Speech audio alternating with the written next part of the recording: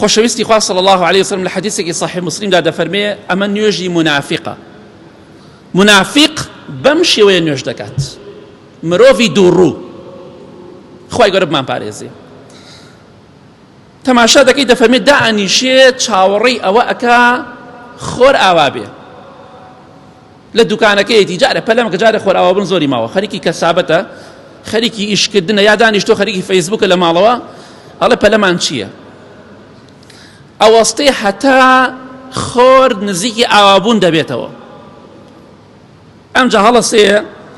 چوار کات نوێژەکە و پێغەمبەری خوا فەرمووی صلی الله علیه وسلم قام فنقرها أربعا چوار ڕکاتەکە بەڵام دەنووکەوەشێنێ دەنووکەوەشێنێ نوێژەکەی بە جوانی ناکات چۆن باڵندە دەنووکەوەشێنێ ئەیدا لە زەوی بەرزێ کاتەوە هەڵ ئەسێ بە پەلە نوێژەکەی کات بە پەلە نوێژەکەیەکە و لە کۆڵێ کاتەوە ئەم کەسە منافقە دووڕووە ئەمە نوێژی منافقە چاوەڕێ ئەکات هەتاکو خۆر ئاوا نزیک خۆر ئاوا بوو نەبێت ئەمجا نوێژی عەسرەکە ئەوە منافقە چاوەڕێ ئەکا عەجەلەم چێ جارێ خۆر نەکەوتەوە نوێژی بیانی چێشتەکان نوێژ بیانیەکە نیوەڕۆ نوێژی بیانیەکە پەنا بەخوای گەورە بەردەوامیشە لەسەری کەواتە نوێژی تۆ با نوێژی ئیماندار بێ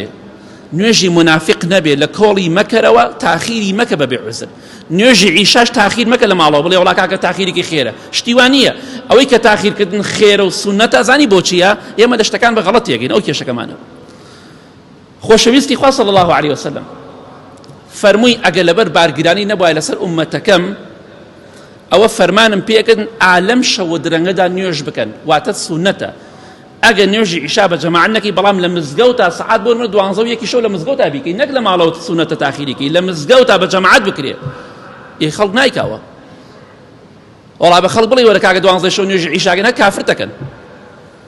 ئەمە سونەتێکە بەڵام ئەوە سونەتەکەی پێغەمبەری خوا صلی الله علیه وسلم باسی کردووە خێرە تاخیریکەی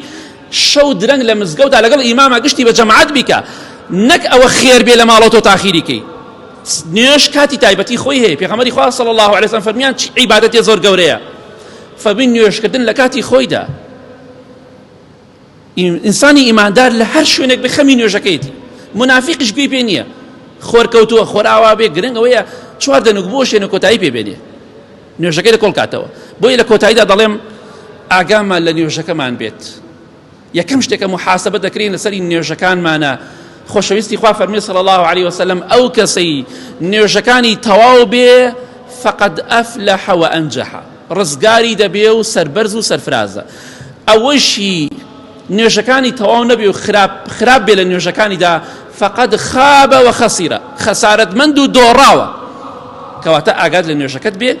لە کۆڵی مەکەرەوە بە جوانی بیکە سجودت ڕکوعت بین سەجدەکانت سەمیع الله هەر شتێکە هەمووی بە جوانی بیکە و پەلەی تیامەکە با 2 دقە تاخیر بیت بەڵکو خوا لێت قبوڵ کە ئینشاء الله